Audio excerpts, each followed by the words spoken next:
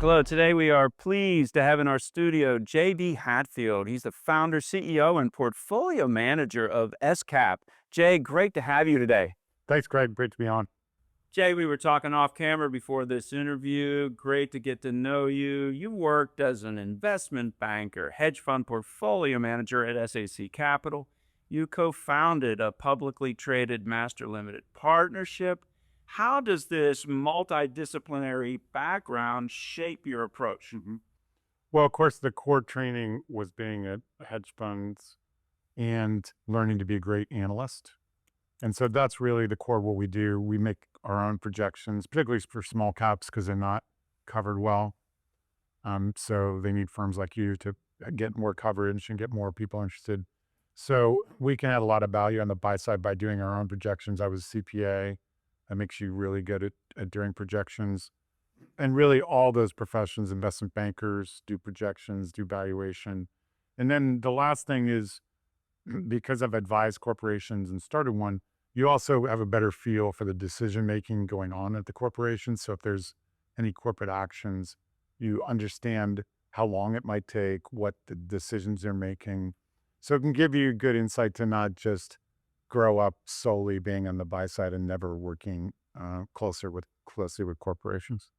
Tell us about SCAP, the income fund that you manage.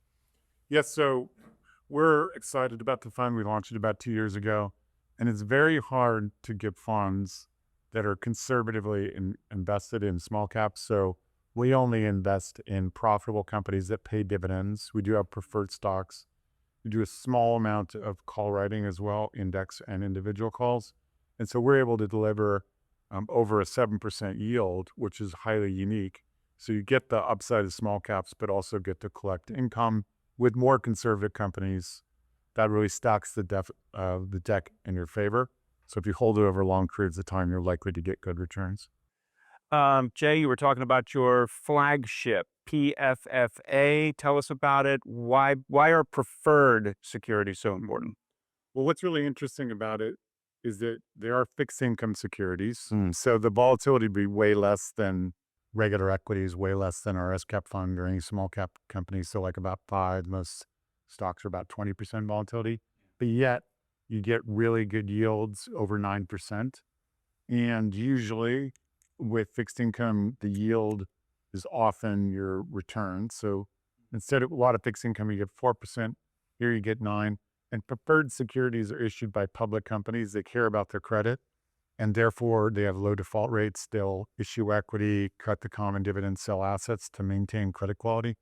So we think they're far better credits than private companies. So everybody's excited about private credit, but you can get defaults there and fraud, which is very unlikely with public companies. So we think it's an attractive asset class. It should work well in this market where you're likely to have lower rates, but also a strong stock market, so spreads tighten and you get good total returns. And how do you define a small cap stock for the purposes of your funds? For SCAP, it's everything below 10 billion. 10 billion. You tend to get with the larger cap companies, you tend to get a little bit higher quality, but sometimes there's better opportunities, more undervalued companies in the smaller cap range. So we do look through the whole universe. But right now, obviously our larger holdings tend to be larger caps, like closer to that 10 billion. All right, so we defined your general range for market cap. Well, what are some other key metrics that you prioritize when you're looking at funds for your inclusion? Well, particularly with small caps, it's absolutely critical to make sure the companies are profitable. So what most investors don't appreciate is if you just hold a diversified portfolio of profitable companies that are reinvesting a good portion of those profits, you will do well over time because companies are usually investing in about 15% after-tax returns. If they retain 70, you get 10% growth. But if you invest in unprofitable companies, you sort of get the reverse metric. So a little bit better the question, do you want to be the casino or go to the casino? If you are the casino with profitable companies, you get your 10%. If you have loss-making companies, which there's a lot of small caps, then the casino is taking 10% out of the pot. Now, Jay, you've been on both sides in your long career. You've been capital raiser and allocator. I'm very interested in hearing. What are the red flags that pop out to you when it comes to these small cap companies? Well, I'd reiterate what I said about profitable companies. So when I was an investment banker, this is in the 90s, so it was a while ago, we wouldn't take companies, there's a Morgan Stanley pretty high quality fund. We wouldn't take companies public. They were unprofitable for exactly the reason I mentioned is it didn't have to be forever, but at least one quarter. Because if you haven't proven that you can be profitable, you may never be profitable. So that's the primary risk. We do tend to deal with slightly larger companies because they tend to have been around longer, less likely to have like accounting problems. But, and then the other thing that's more subtle, but we don't want to overpay for companies. So a lot of times, particularly retail investors will just say, oh, well, this stock's going higher and higher and higher.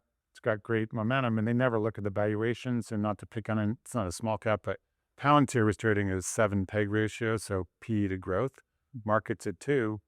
Now stock's off 30 or 40%. Well, you could have stayed out of trouble by just saying, well, look, too rich for me. If it's going up every day, God bless you.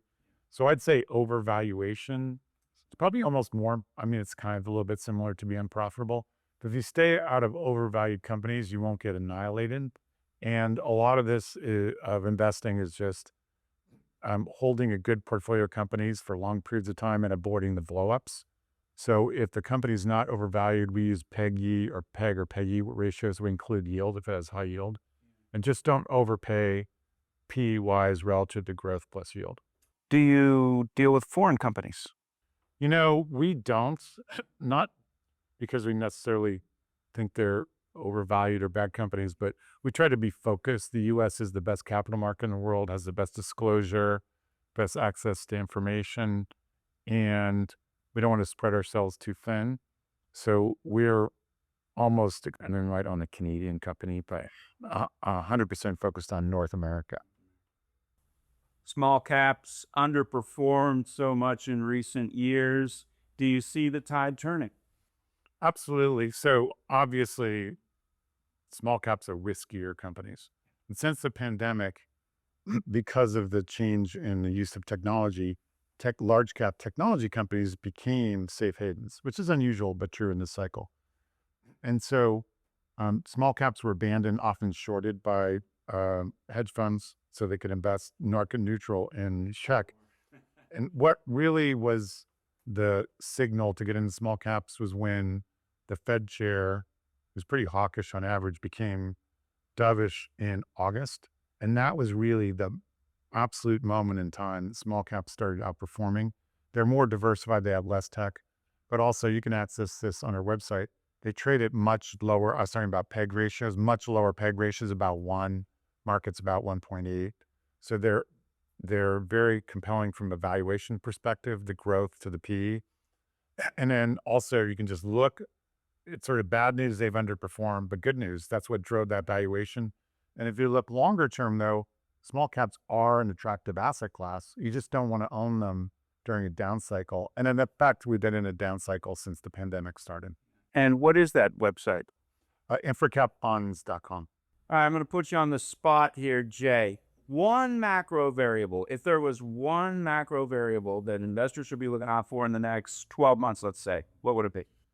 Absolutely inflation as measured by PCE core, which is what the Fed follows. So we have a very bullish stance in the market. We have an 8,000 target, and we think rates are going to 375 on the 10-year. But to get there, we need those 3 cuts that are, well, it's actually 2 cuts. We're forecasting 3. And for that to happen, it can't just be the Fed chair jamming it, the new Fed chair. It's going to need to have some decline in inflation. But if you look at the pattern, last year in February, we had a huge 0.5 print. And so we think that's going to roll down in February. We'll get that data in March. And that'll be a catalyst for the market to get us going because we're kind of stalled out a little bit with this tech turn down. A catalyst to get us moving towards that 8,000 because the lower rates is just fuel on the fire for stocks. And especially small cap. absolutely, you need the Fed rate cuts to keep small caps. They're doing really well, but keep them moving. And so the inflation is the key driver of the Fed, which is the key driver of small caps.